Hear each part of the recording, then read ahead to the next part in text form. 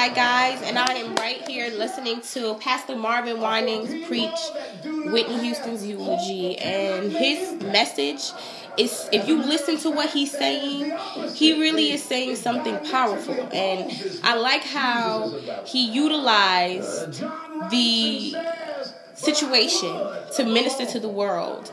Like, his message is not really your typical church sermon Sunday morning message. It's really ministering to the world, letting them know the true meaning of being in love with Jesus and being in a relationship more than religion, and knowing how to prioritize your life and to learn to, I guess, stop living in what you believe and really research what it is that, the real meaning of a situation is. So I'm really enjoying his message right now, and my phone died, so I couldn't post any more Facebook statuses. So I decided, you know what, I'm gonna do a video blog.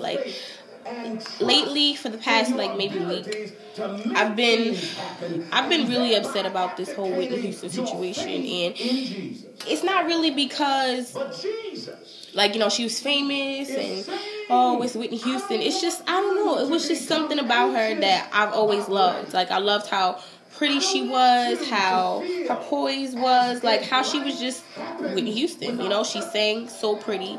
I just was in love with Whitney Houston from the moment, I've seen The Bodyguard a long time ago. It was out, I think, maybe before I was born.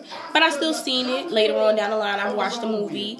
I loved Cinderella, the Black Cinderella. Cinderella is one of my favorite Disney movies. I swore I was a princess when I was younger. So Cinderella was my favorite movie. And then when they did the Black Cinderella, it was just wow, Brandy, Whitney Houston, it just was amazing. And Preacher's Wife is my favorite Christmas movie. You could even ask my brother. We would be in the room, and I would be putting Whitney Houston's music on my answer machine. And I remember the song, I believe in miracles, no, the miracle. That was just that part. Baby, your dream come true.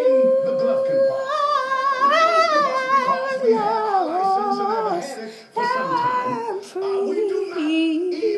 I can't sing, but I believe in you.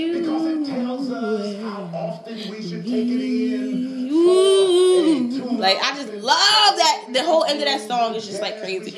I blacked out a little bit because I forgot the words. I was just so excited because I remember trying to get that part right on the nose. I just had to have that on my answer machine. I just love Whitney Houston.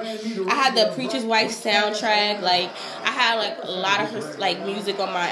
I really wasn't into CDs and collecting CDs. I was just always into the whole MP3 player thing. So I had a lot of her music on my MP3 player, and I did have the Preacher's Wife soundtrack. I remember my Aunt Kim, she lived next door. We was really close. She had that CD, and I was oh my God, I gotta have it. Can I have it, please? And she gave it to me, and I was just so excited. I had the Preacher's Wife soundtrack. That's where I had the I Believe in Miracles. That's where I put it on my answer machine, because I finally had a way to record it and just have it on my answer machine. So I just really love Whitney Houston. I'm so upset about the situation. It's Whitney Houston just passed away, but her life can be an example to other people, you know what I mean, who are struggling with the same thing. It's unfortunate that we had to lose her in the way that we lost her, but I feel sometimes God has to use people as an example. You know what I mean? And you may not get what I'm trying to say, but it's just sometimes I feel people have to be used as an example. And it may be somebody that everybody knows very well. And it's just, I really hope people pay attention to what's going on around them and the different things that, can happen to you when you do certain things. And as I grow and as I become the woman that I know God called me to be, I really just, I don't know. I'm amazed at my way of thinking now. And I didn't always think like this. You know, I'm not really like grown. Like, you know what I mean? Some people are like, you ain't grown. Like, all right, I may not be as grown as you, but I'm still grown. Like, I have responsibilities. I pay bills. Like, you know what I mean? I'm an adult. You know what I mean? And I feel like as an adult, I am transforming into an adult. And I thank God for the transformation, because when I lost my mom, it was just, that was the worst situation that could have ever happened to me. And although I had my dad and my little brother and my family support, I feel for Bobby Christina, because I know what it's like to really, to like lose a part of you, you know, and to go through life, and you have other people that support you, but it's just nothing about having your mom there to support you, because she knows exactly what you're going through, woman to woman, you know what I'm saying? And it's just the bond that mother and daughter have. It's just, I really miss it. And I try not to get too emotional when I talk about my mom, because it's just, I don't know. I feel like I try to keep my composure now more than I used to, because I know I used to really, really grieve. Like, grieve in ways where maybe in another video blog I may share with you guys and it might inspire someone else. But right now it's just, you know, I really, really grew when it came to dealing with the death of my mother. Preach, Marvin. And I feel like it made me the person that I am today. And I just, like, my heart goes out to Bobby Christina, because, like, I don't really, like, you know what you hear in the media about the life and stuff. You know, Bobby Brown was into drugs and Whitney Houston, and I know she probably witnessed all of it, every single last bit of their private moments. She probably witnessed it being their daughter. I just hope that she, like, with the death of her mother, unfortunately, that she says, you know what? I'm going to make a change. I'm going to inspire my dad. I'm going to inspire other children who are going through the same thing with their parents. I'm going to make a difference. I'm going to make a change. Please, like, that's my prayer. That is my prayer, that God gives her so much strength and so much courage and so much, like, ambition to just go out and just make a change and just speak for all of us as young people, you know? That, you know, it doesn't matter. Break the generational curse.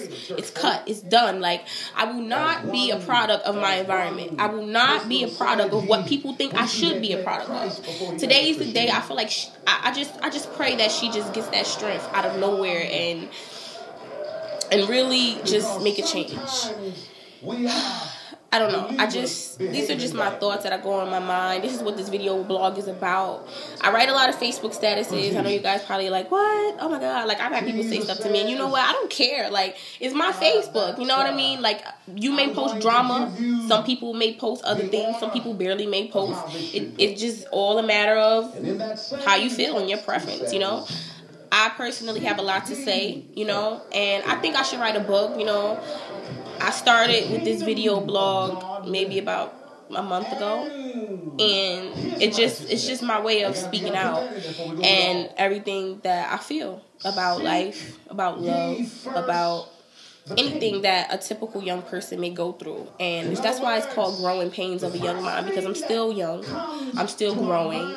And when you grow, normally, you know, sometimes when your back hurts and my mother, I remember I used to be like, Mom, my back hurts, and she used to be like, that ain't nothing but growing pains.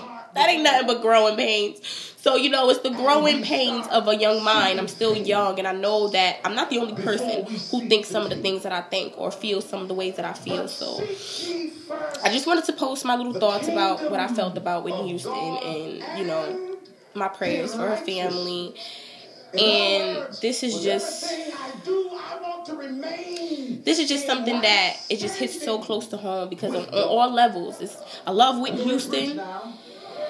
Her daughter is so young. We're around the same age, actually. I may be like 2 years older than her, you know. So I lost my mom at a young age, and the way Whitney Houston died, it wasn't like your star was born and she passed away at the age of 75, 80, 90. And, you know, she lived her life and she was able to experience different things. She was still young. She was only 48 years old.